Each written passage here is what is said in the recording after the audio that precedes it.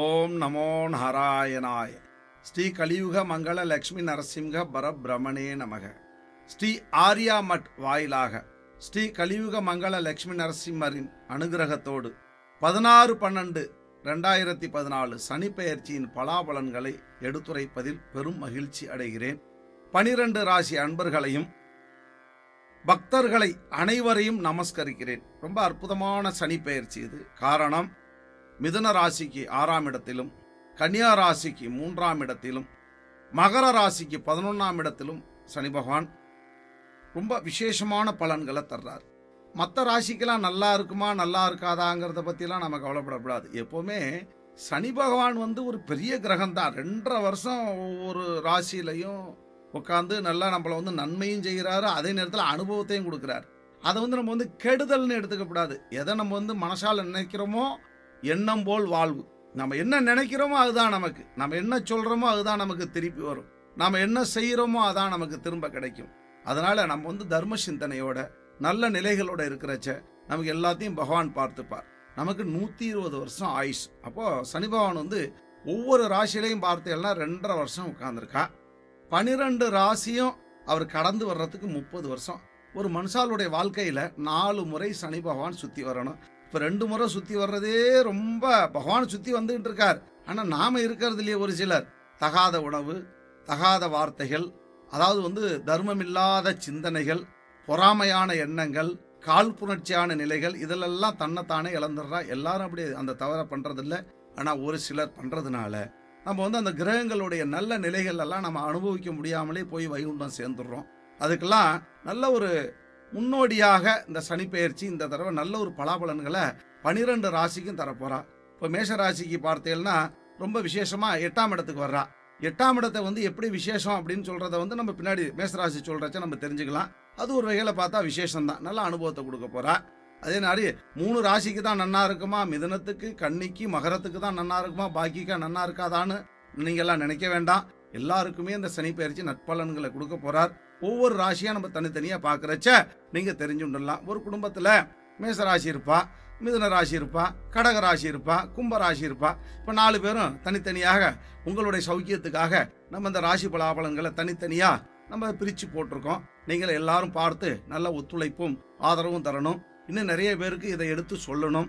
அப்போ யூடியூப்பில் நம்ம பார்க்குறச்சையும் நல்ல பலாபலன்களை நம்ம தெரிஞ்சுக்க போகிறோம். இப்போ 12 ராசி அன்பர்களுக்கும் ஒவ்வொரு ராசிக்கும் தனித்தனியாக நம்ம பலாபலன்களை இப்போது காண்போம்.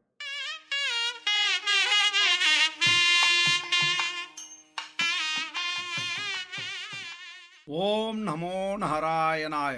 ஸ்ரீமதே ஸ்ரீ கலியுக மங்கள லக்ஷ்மி நரசிம்ஹ பரபிரமணே நமக. தனுசு ராசி அன்பர்கள் அனைவரையும் நமஸ்கரிக்கிறேன்.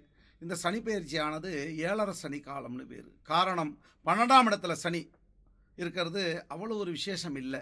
காரணம், 10ல் ராகு இருக்கா, 4ல் கேது பகவான் இருக்கா, அஷ்டமத்தில் குரு இருக்கா. எல்லாமே ஒரு படாத பாடுபடுத்துகிறாரு. இருந்தாலும் கூட ஒன்றுக்கு ஒன்று நட்பு கிரகம் ஆயனால நம்ம பாடான்னு மூச்சு விடலாம். அப்போ 61% நன்மை தான் நடக்கும். காரணம், 100%க்கு 61% வர்றதே பெரிய விஷயம். இந்த காலகட்டத்தில் என்னென்ன நடக்க போகிறதுன்னு இப்போ நாம் பார்ப்போம். அப்படி பார்க்குறச்ச 7.5 சனி காலத்தில் நிறைய அனுபவம் கிடைக்கும். நிறைய ஒரு சில பேர் ஏமாந்து போவா, சில பேர் பொருளை கொடுத்துட்டு ஏமாறுவா, சில பேர் நிலத்தை கொடுத்துட்டு ஏமாறுவா, சில பேர் பார்த்தாக்கா ஒரே பதட்டத்தினால தன்னுடைய வாழ்க்கையே தொலைச்சவாலாம் ஒரு சில பேர் இருக்கத்தான் செய்கிறா. காரணம், அந்த 7.5 சனிங்கிறது படாத பாடுபடுத்தும். எப்போவுமே குடுமையை பிடிச்சி குளுக்கிற மாதிரி இருக்கும் சில பேருக்கு. அந்த அளவுக்கு பதட்டமான நிலைகள். 2015 செப்டம்பர் முடிய எதுலையுமே கொஞ்சம் நிதானமாக இருங்கோ. அதுக்கு பிறகு பார்த்தா செப்டம்பருக்கு மேலே அக்டோபர் 4ஆம் தேதியிலேருந்து 2016 டிசம்பர் முடிய அப்பாடான்னு மூச்சு விடலாம். எந்த ஒரு காரியமும் நமக்கு தடை இருக்காது, பதட்டம் இருக்காது.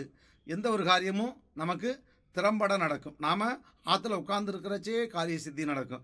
நாமளே கைவிடப்பட்ட காரியமெல்லாம் கைகூடி வந்துடும். அப்போ நல்ல சகிப்புத்தன்மையோடு இருக்கணும். பகவானை பாருங்க, தண்ணீரில் ஸ்ரீனிவாச பெருமாள் வாசம், நாராயண வாசம், தாமரையில் பிரம்மவாசம், மயானத்தில் ருத்ரவாசம். இப்படியாக பகவானே எதுலெல்லாம் வாசம் பண்ணுறார்.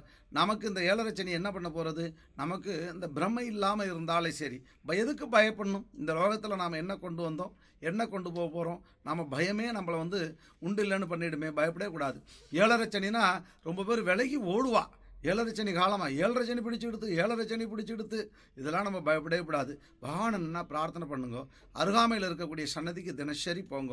கார்த்தால எழுந்தோன்னே உங்கள் ஆற்றுல நல்ல நேட்டு விளக்கு ஏற்றி விளக்கு முன்னாடி உட்காந்து 24 நிமிஷம் எம்பெருமான செய்வீங்க.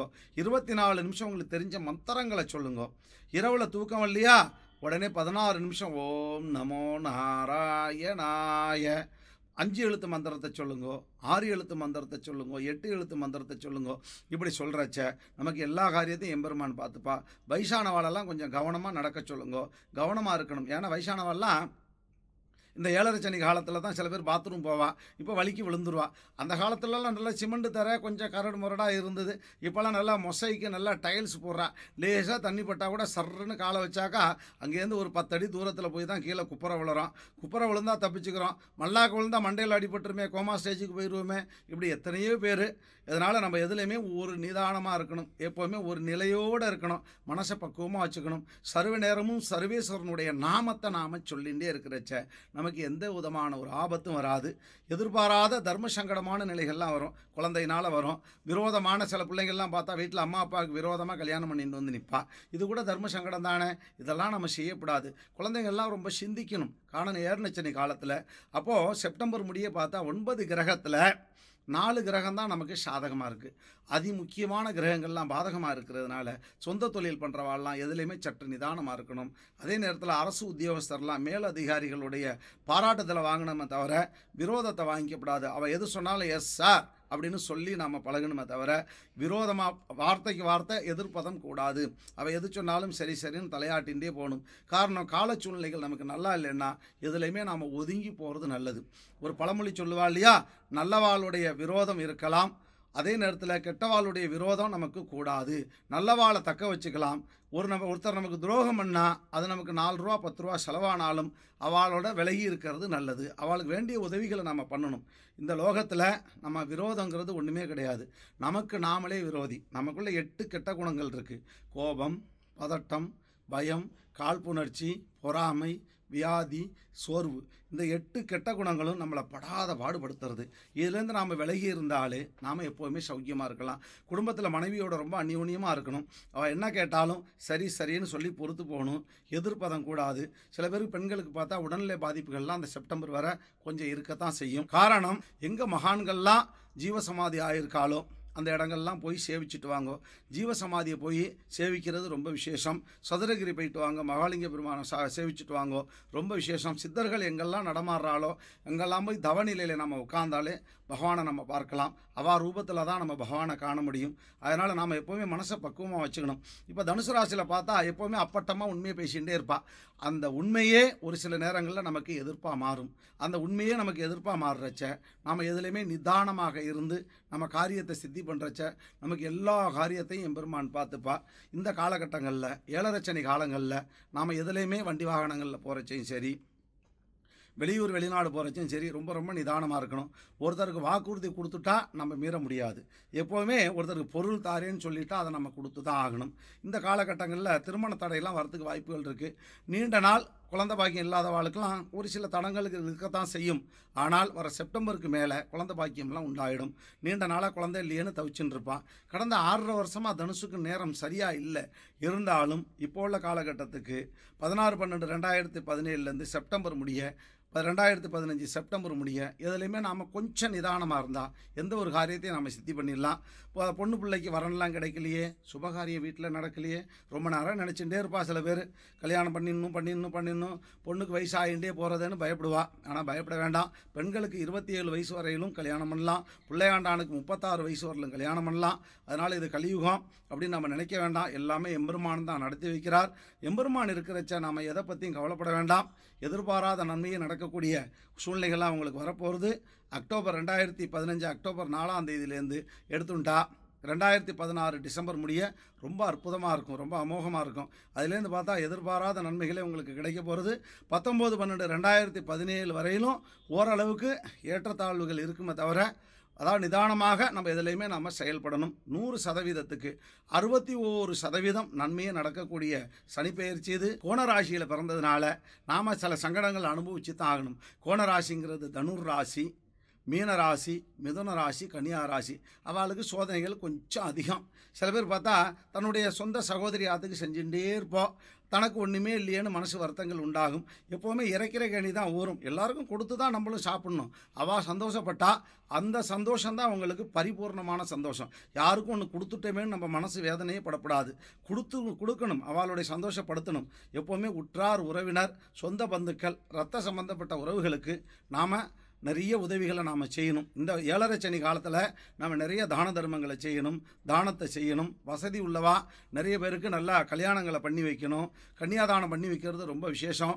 கல்வி தானம் பண்ணுறது அதை விட விசேஷம். சில பேருக்கு மருத்துவ செலவுக்கு ரொம்ப கஷ்டப்படுவா, அதை நம்ம கண்ணால் பார்த்துட்டே இருக்கக்கூடாது. அவளுக்கு உதவி பண்ணுறது ரொம்ப விசேஷம். அதனால் இந்த 7.5 சனியானது உங்களுக்கு ஒன்றுமே பண்ணாது. நம்மளுடைய எந்த விதத்துலேயும் சரி எதிர்ப்புகள் இருந்தாலும் அந்த எதிர்ப்புகள்லாம் விலகிப்படும். எதிர்ப்பு தன்னாலே வரும். நம்ம பாட்டு காரை ஓட்டிகிட்டு போயிட்டே இருப்போம். எத்தாப்பில் நேராக கொண்டு வந்து சைடில் முட்டி கண்ணாடியை உடச்சி போடுவா, மிரரை உடனே இறங்கி சண்டை போடுவா. அப்போ கூட நம்ம நிதானமாக தான் இருக்கணும். சரி, எல்லாமே நல்லது தான், சரி நாம தான் முட்டாள்தனம் பண்ணிட்டோம், எத்தாப்பில் வந்தவா நேராக தான் வந்தால் நம்ம நினச்சிட்டு சரிப்பா என்ன நடக்கணுமோ ஆக வேண்டியதை பார்ப்போன்னு பேசணுமே தவிர எதிர்வாதம் பண்ணிட்டு நம்மளோட எனர்ஜியை நம்ம வேஸ்ட் பண்ணக்கூடாது. இது மாதிரி சில சின்ன தொந்தரவுகள் வரத்தான் செய்யும். 7.5 சனியில் தான் அதெல்லாம் வந்து சேரும். அதனால் நம்ம நடந்து போயிட்டே இருப்போம். நேராக கொண்டு வந்து பைக்கை கொண்டு வந்து நம்ம எல்லாமே முட்டுற மாதிரி வருவான். நமக்கு அவனை திட்டலாமோன்னு தோணும்.